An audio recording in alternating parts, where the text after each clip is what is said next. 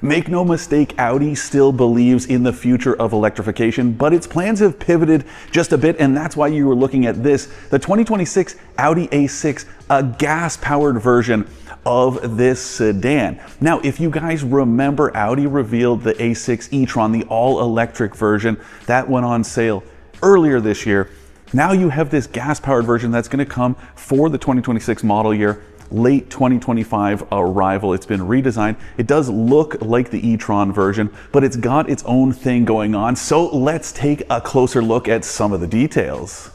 Now look, Audi's been criticized in the past for a sort of evolutionary approach to its design. I personally haven't had a problem with it, although I will say the outgoing A6, yeah, it's a little vanilla. This is a lot more in your face, but in a good way. I don't think it's too aggressive, but it definitely has more presence, starting with this front end. But something I absolutely love, the subtle honeycomb pattern hidden in these headlights. It's just such a nice touch, and it ties in nicely with this new grille. I really dig what's going on. I also love just how pronounced the fenders are. You can really see these bulges front and back. And it's sort of to call back to the all-wheel drive, the Quattro all-wheel drive system. It's to show where the power is, and that is at all four corners, and that's why it looks this way.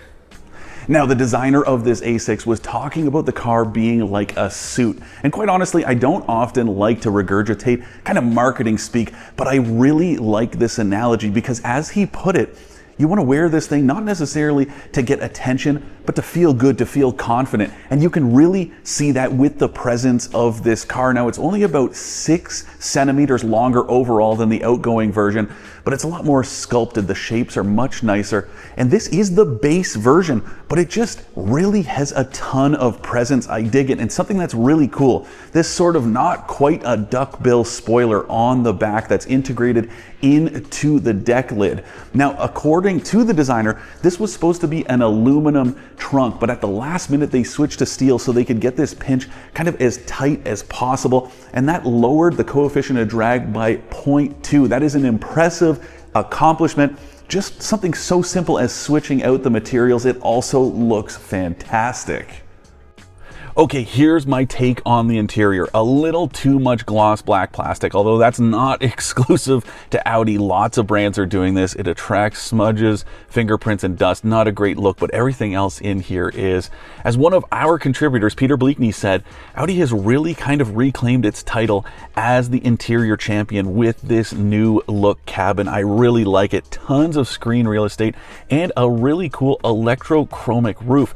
So you can go ahead, hit this switch here, and it'll change the opacity of this glass panel. So it's not a sunroof that opens, but you can let in more or less light as you see fit. Now, I am not able to drive this sedan. I was able to drive the wagon earlier, and I can tell you this new platform, this new mild hybrid powertrain that's coming to Canada, very promising, and I cannot wait until it hits the streets sometime later in 2025. No pricing officially just yet, but you can imagine it's going to be somewhere close to the $75,000 starting price of the 2025 A6. Stay tuned to AutoTrader for the latest details, especially when this thing is finally ready to hit the road.